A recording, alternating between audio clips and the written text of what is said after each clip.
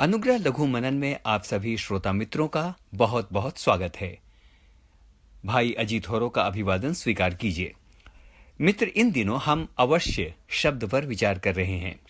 कल हमने चर्चा की थी कि वचन में बहुत जगहों पर अवश्य था या अवश्य है शब्दों का प्रयोग किया गया है।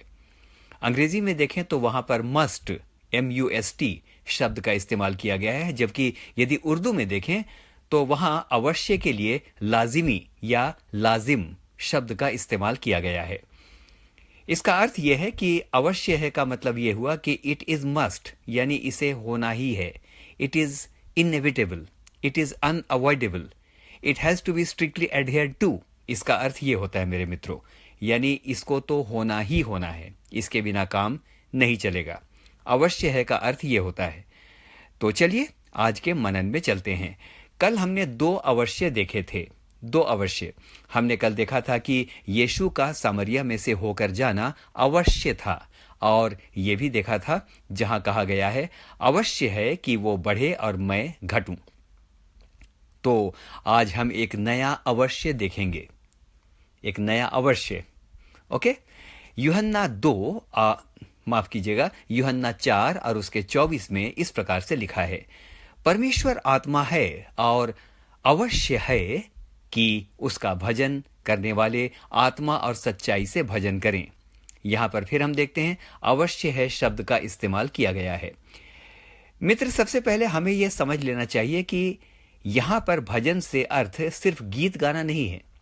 भजन सुनते ही यह भाव आता है कि गीत गाने की बात कही जा रही है, लेकिन दरअसल ऐसा नहीं है।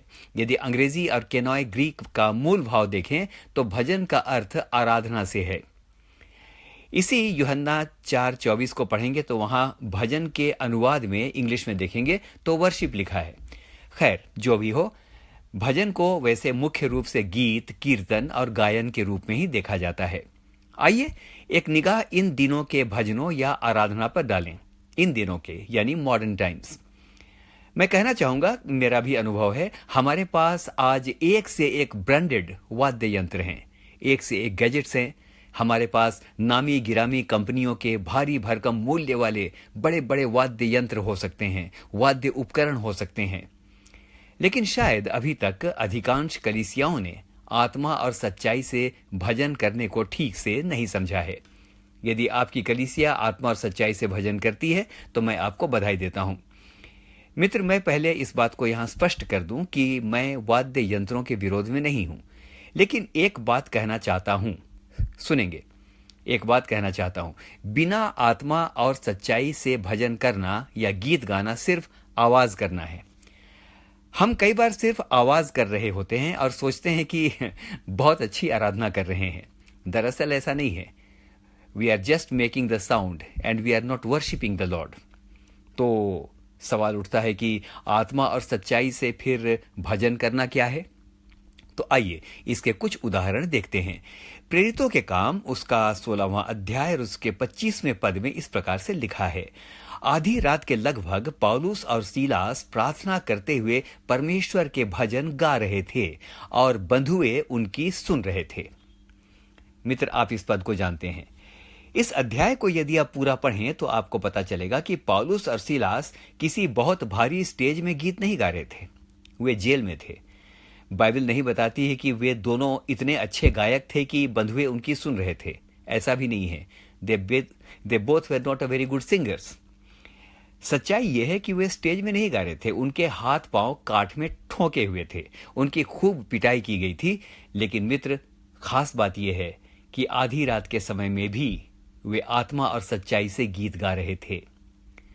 भारी पिटाई खाने के बाद, बेइज्जती होने के बाद, अपमान के बाद, जेल में ठूंस दिए जाने के बाद, हाथ पांव को काठ में ठोक दिए जाने के बाद, और वो भी आधी रात में, भला कौन गीत गाता है? वहां तो लोग हाय हाय करते, लेकिन मेरे मित्र, वे आत्मा और सच्चाई से गीत गा रहे थे, और क्योंकि आत्मा गा रहा था, बंधुए उनकी सुन रहे थे। और मित्र, क्योंकि उन्होंने आत्मा और सच्चाई के साथ गाया, वहां दो महान सामर्थी काम हुए। उस जेल खाने के अंदर 2 महान सामर्थी काम हुए। प्रेरितों के काम 16 और उसका 26वां पद बताता है कि पहला काम यह हुआ, भूकंप हुआ और जेल की नींवें हिल गई। और दूसरा काम, जेल के सब द्वार खुल गए। 1-2 द्वार नहीं कि खाली 2 लोग भाग सकें। जेल के सब द्वार खुल गए, और सिर्फ गाने वालों के नहीं, लेकिन सबके जो आत्मा और सच्चाई से गा रहे थे और शायद जो आत्मा और सच्चाई से सुन रहे थे, सबके बंधन खुल गए। मित्र, सिर्फ गाने वालों या भजन करने वालों के ही बंधन नहीं खुले, लेकिन सभी सुनने वालों के बंधन भी खुल गए। इसका अर्थ यह है कि वो आत्मा और सच्चाई से गाए जाने वाले भजन को आत्मा और सच्चाई से सुन भी रहे थे। मित्र, एक और बहुत बड़ी बात है, सबके सामने के सभी द्वार खुल गए, क्योंकि वहां पर आत्मा और सच्चाई से भजन हो रहा था। मित्र, कितना मनोहर है ना ये सुनना कि आत्मा और सच्चाई से यदि भजन किया जाए तो बंदीगृह की दीवारें और नींवें हिल जाती हैं, लोगों के बंधन खुल जाते हैं और उनके सामने का द्वार भी खुल जाता है। आज के प्रसंग में आइए इस बात की चर्चा करते हैं। आज हजारों लोग बुरी आदतों, अंधकार की ताकतों, दुष्ट आत्माओं, शरीर की बुरी अभिलाषाओं के बंदीगृह में बंद हैं। शरीर की अभिलाषाओं के बंदीगृह में बंद हैं। तो परमेश्वर हमसे इस समय, जब आप इस मनन को सुन रहे हैं, ऐसा भजन चाहता है, ऐसी आराधना चाहता है कि लोगों के बंदीगृहों की नींवें हिल जाएं, उनके बंधन खुल जाएं, और जिनको कोई द्वार दिखाई नहीं पड़ता कि कहां से निकलें, उनके सामने एक उपयोगी द्वार भी खुल जाए। मित्रों, पहला शमूएल 16 और उसके 14 में वचन एक बात और बताता है। इस्राएल का पहला राजा शाऊल जब दुष्ट आत्मा से घबराने लगा ना, तो लोगों ने दाऊद को बुलाया। और पहला शमूएल 16 उसके 23 में इस प्रकार से वृतांत है।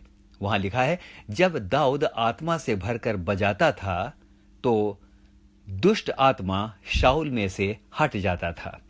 मित्रों, यह है आत्मा से गाना और आत्मा से बजाना, कि जब हम गाएं और बजाएं तो बहुत सारे जेल खानों की दीवारें हिलने पाएं, लोगों के बंधन खुलने पाएं, लोग आजादी का गीत गाने पाएं। हालेलुया। मित्र, एक उदाहरण और दूंगा। यहोशू 6 अध्याय में वर्णन है कि 40 वर्षों की यात्रा के बाद इस्राएली लोग जब बिल्कुल इस्राएल के सीवाने पर पहुंच गए, जब वो बिल्कुल सामने पहुंच गए, तो उनके सामने एक बाधा थी, और वो बाधा थी यरीहो की अभेद्य दीवार। दीवार वहां पर खड़ी थी, जिसे किसी भी रीति से गिराया नहीं जा सकता था। लेकिन वचन बताता है कि जब उन लोगों ने आत्मा और सच्चाई और पवित्रता से यहोवा की आराधना की और नारे लगाए, तो वो अभेद्य दीवार भी गिर पड़ी।